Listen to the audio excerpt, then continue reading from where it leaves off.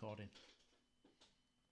Okay, Sean, give us the latest on Ukraine. Right, guys, second time we've tried this, okay? So we're going to record on you guys and we're going to record on you guys. You guys are going to get a shortened version.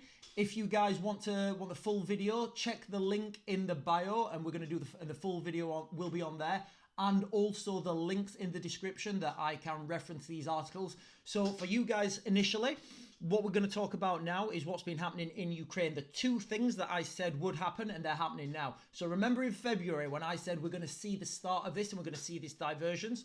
Well, it's come out now that, that this is now fractured. Mainstream media are talking about this fracture between the US and the UK with differences in policy, difference in strategic methods in Ukraine. So you've seen this diversions now in real time. And I'll put the link to this in the bio on the other video. Also, what you've seen now is more of this talk about putting money from the frozen assets of the Russians back into Ukraine. So that's happening now. It's out there. It's in mainstream media, guys. All right. For those of you guys following on that one, if you want to watch the rest of this video, I've got a message from my friend in Ukraine. Go follow us on our other platform. Links in the bio and show your support. I'll be putting the rest of this video straight away. I'll see you guys later. Are we off?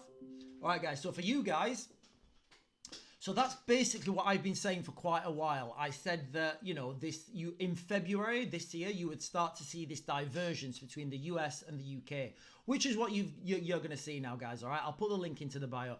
Also, EU deal ready to release 6.2 billion of frozen Russian assets a year into Ukraine.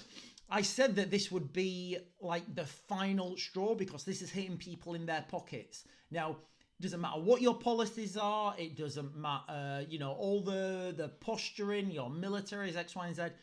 Once you start messing with people's money, that's when things go bad. So that's the reality. Now, I've got a message I just asked my friend in Ukraine and he sent me quite an ominous message from Ukraine.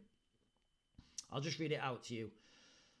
So this is from my friend in Ukraine. He's there, he's out on the ground, he's working for an NGO, and this is basically what he said. And you're not going to get this anywhere else, guys, all right? So authorities are catching people on the street, and the next day they're at a military firing range. So basically they're pulling people off the streets to go and fight. And it's going to get worse. The war is getting real now, I guess. Don't know how much things are affected at the armed forces. Don't know how this will affect things at the armed forces. I guess things are not going so well. Russians did another bombardment of power generation facilities. The government is limiting power use by industrial consumers. Very soon they will have to start limiting power to private households too.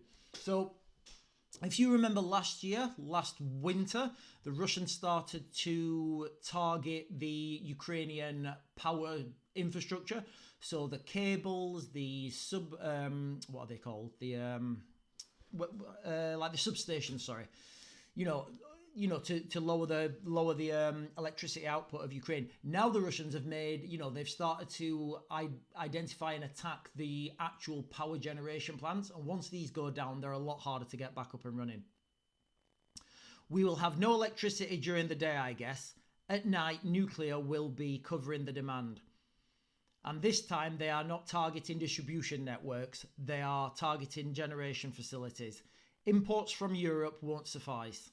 So that's basically what's happening on the ground in Ukraine, guys, as of today. Like I said in my video last night, I honestly don't see any way forwards right now that we can stop what's happening. I just really don't.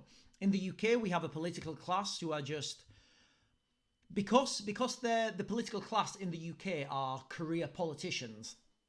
They can't make decisions for themselves.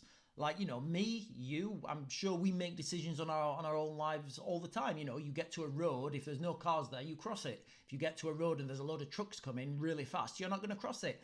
Our career politicians don't have this cognitive capacity. They're great at avoiding questions and not really saying anything.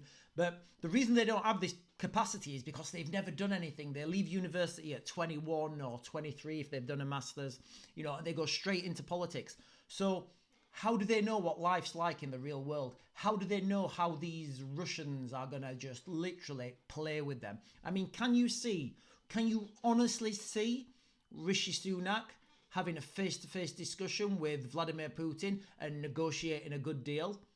Never going to happen. Vladimir Putin will literally eat him alive. Intellectually, physically, and any other way that you can put "it" on the end, Vladimir Putin would, destroy Rishi Sunak. That's not, I'm not throwing dirt at Rishi Sunak. I'm sure he's trying to do his best, and I've got no doubts about that. But the reality is, when you're looking at Sunak and Putin, you're kind of looking at a sheep and a bear, I guess. Again, the same with Joe Biden. I mean, it's actually funny. If you have Joe Biden and Vladimir Putin coming to a negotiating table, who do you think is going to come out on top? You know the answer, guys, all right? And again, the reason is the structure of our political system. It sets these things up for failure. So that's the reality. And the political class in the UK, they're making decisions from their analysis.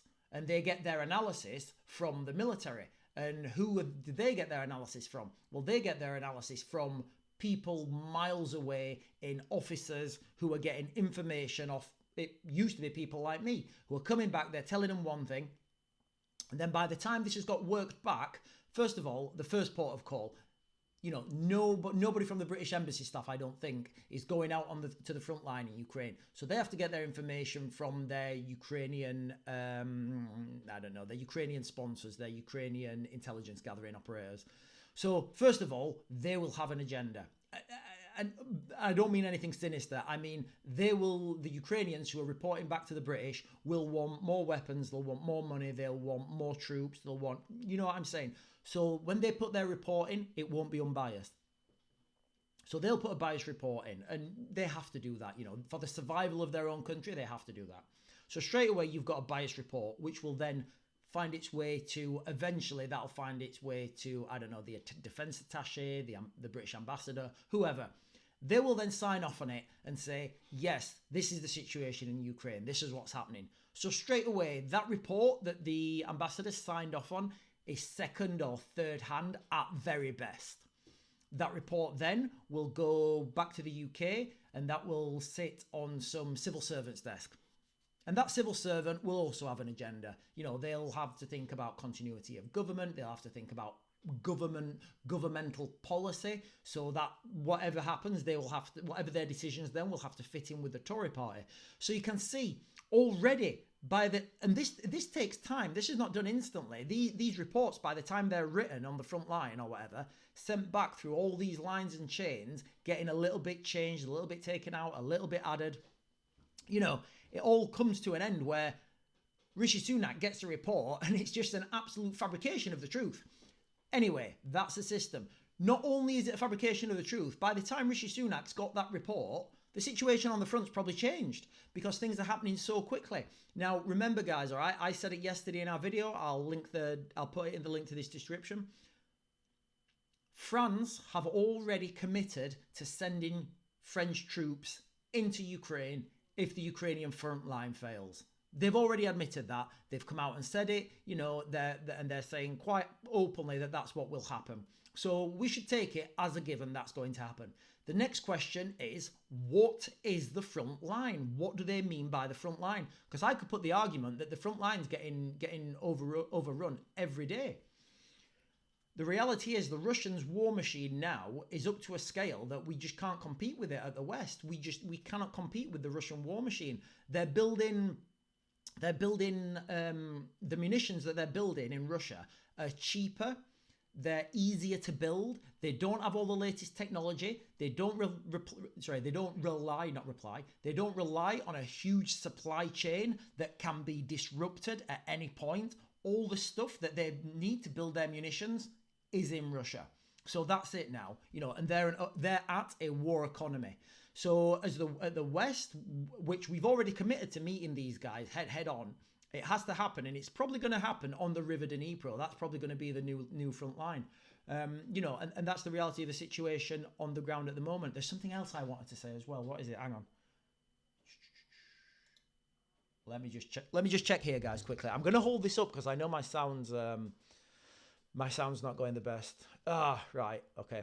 Yeah, I did have something else to say, guys, but it's slightly off topic. It's about yeah, it's off topic. It's a bit of a weird one. Yeah. Okay, guys, I'm going to leave it there because I need to go and get a new microphone or look at getting a new microphone.